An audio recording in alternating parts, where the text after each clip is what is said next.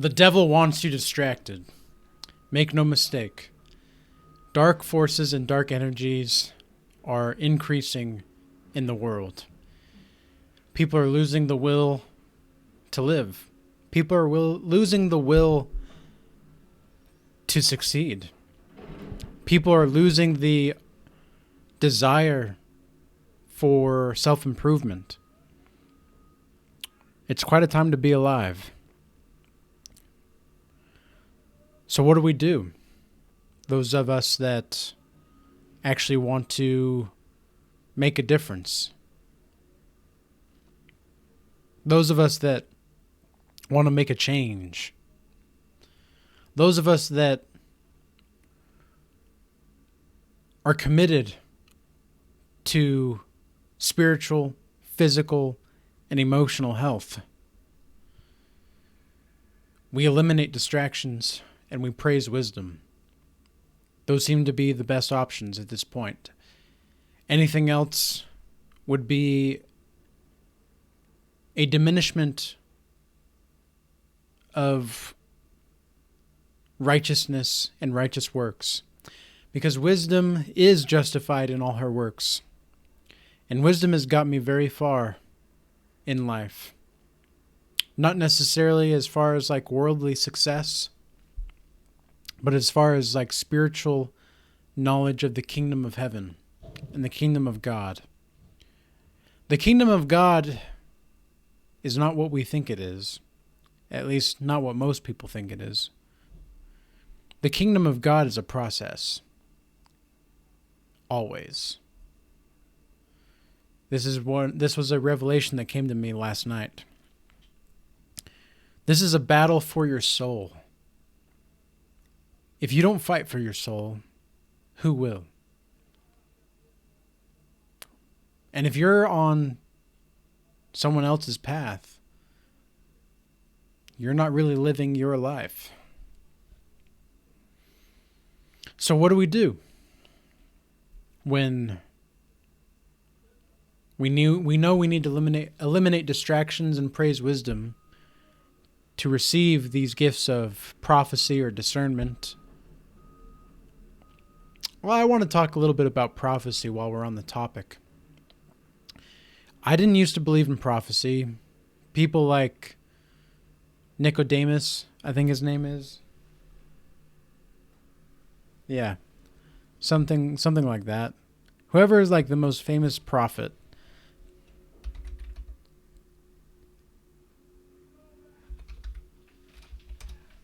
No, Nicodemus, I'm thinking of somebody in the Bible, not Nicodemus.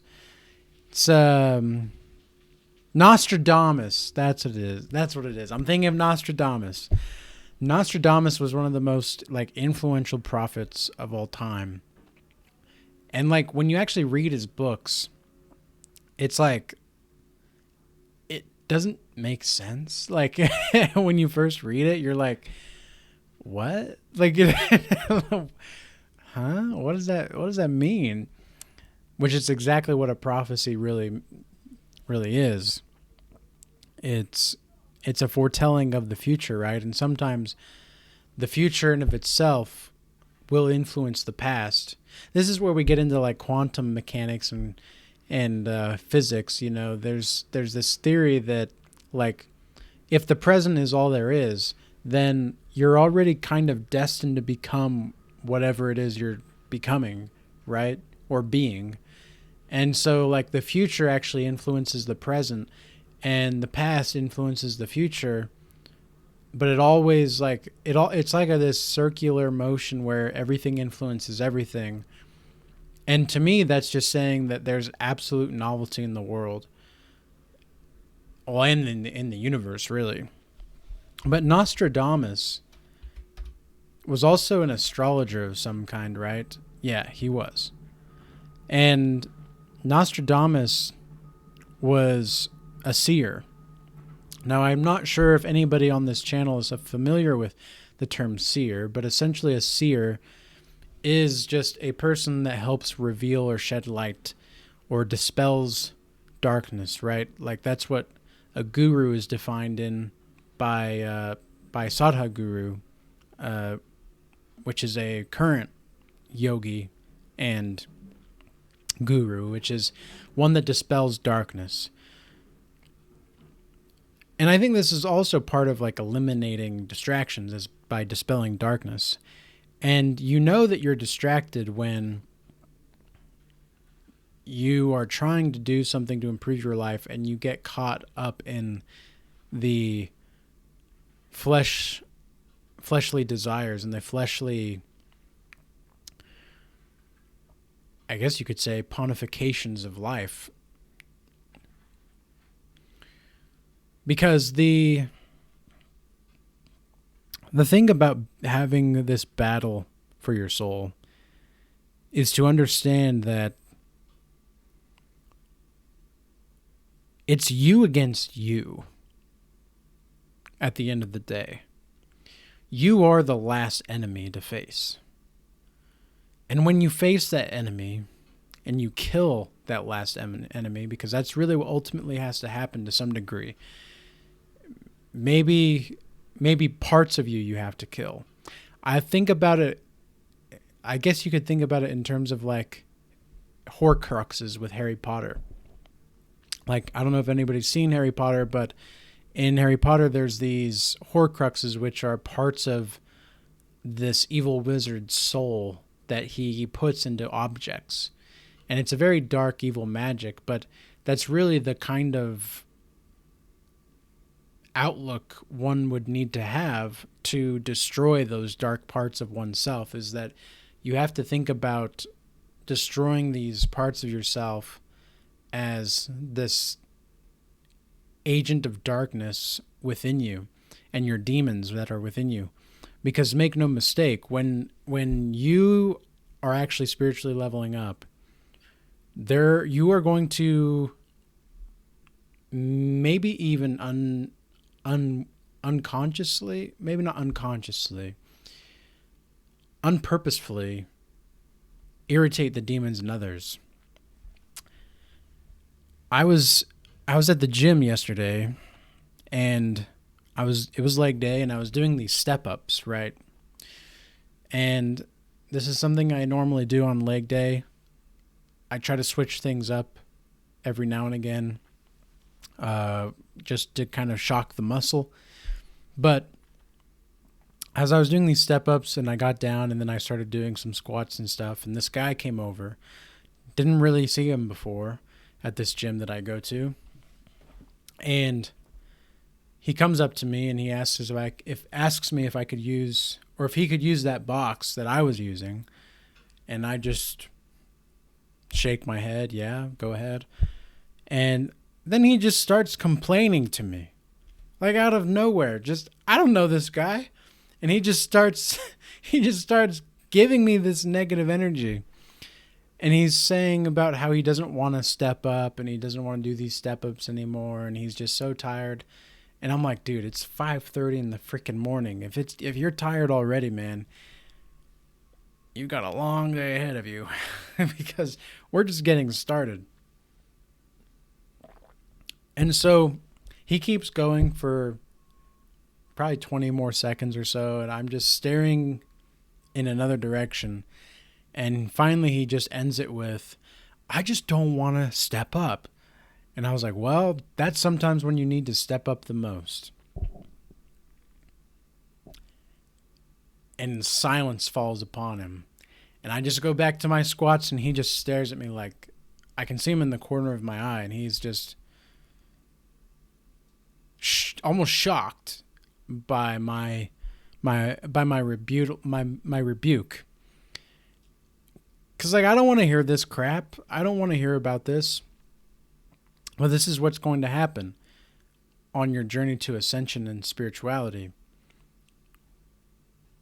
People are going to naturally be drawn to you. People are going to naturally want things from you now. They're going to try to distract you. And maybe they don't even know why they're doing it. But it's like they can't even help it, because there's just something about your light that irritates them. Or you just seem like a very approachable person and your positivity is just radiating from you, and they just want to take it. Because let's face it, a lot of people in this world are takers. They want to take. They want to take, and they want to take, and they want to take, because they cannot create that source of understanding, wisdom, knowledge, or purity within them. They don't know how to be innovative, and they don't know how to discipline themselves. And this is why we need leaders. Because we need people that can discipline themselves. If you can't discipline yourself, how are you going to be able to understand how to discipline anybody else, or just stand up for who you are and set boundaries? Discipline is absolutely key. I never understood the true value of discipline until the last year and a half, 2 years. The reason for that was because I just didn't care about discipline a lot of the time. I always had a drive to do things. I've always naturally just wanted to do things, but I've never really articulately studied and valued discipline as much as I do now. And I'm now understanding that with discipline comes a level of freedom from anxiousness and depression, because you're putting yourself on the spot every single day and showing up for yourself every single day, whether you like it or not. Today, I did not want to go to the gym. When my alarm went off at 4:40, because I had a big day. I had a big day to do things. I had a lot to do today, so I had to get up earlier. And man, was it rough to just start going into the gym. And then by the end of my workout, I was feeling okay, because I knew that some of the hardest stuff that I had to go through was already done today. And that's a win in of itself. That's a W.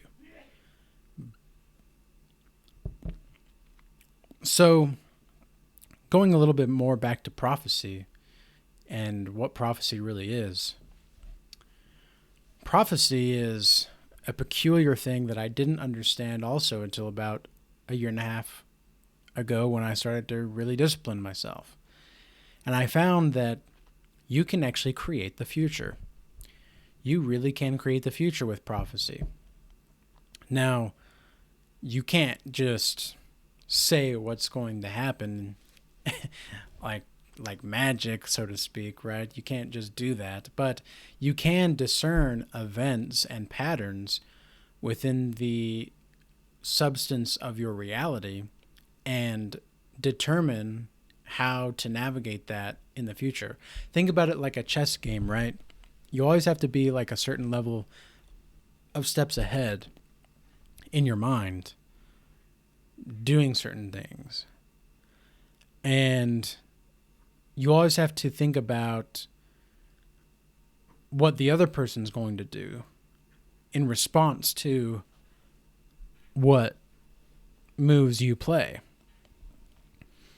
So let's say you have a dream that's prophetic in some way, but you don't tell anybody about it.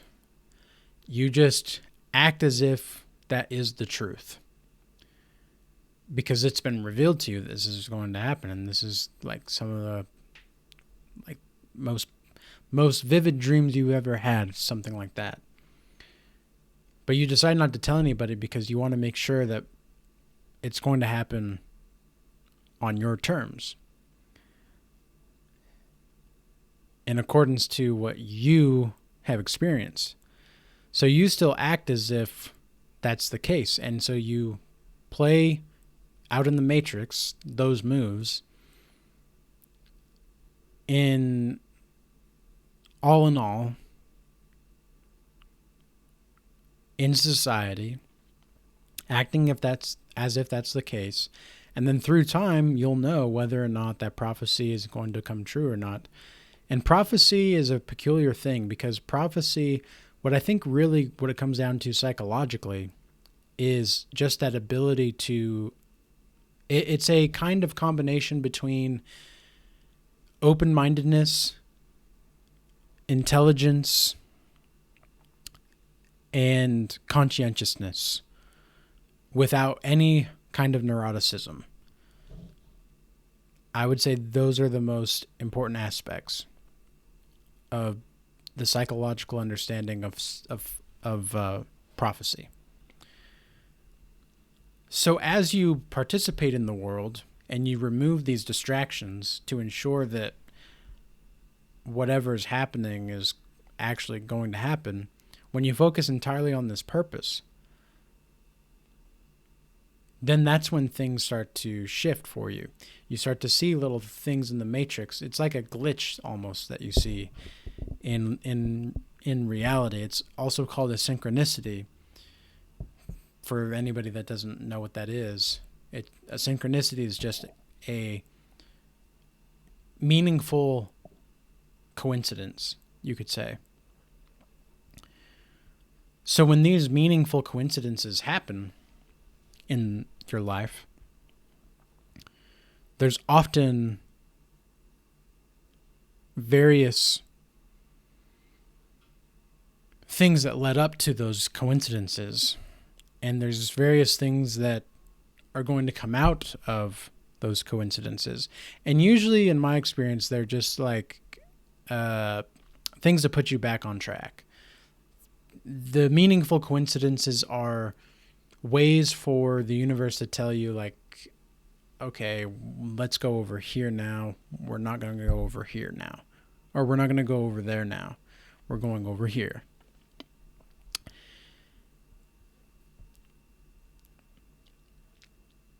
So eliminating distractions can actually increase your chances to understand the moves on the chessboard way more. It's a determination. It's a focus. It's a will. You must have the will to do what you need to do. And that's that. There is no other option. And once you have that kind of mentality, there is little that can stand in your way. So with that being said, I hope this message was useful and informative. And peace be with you, brothers and sisters.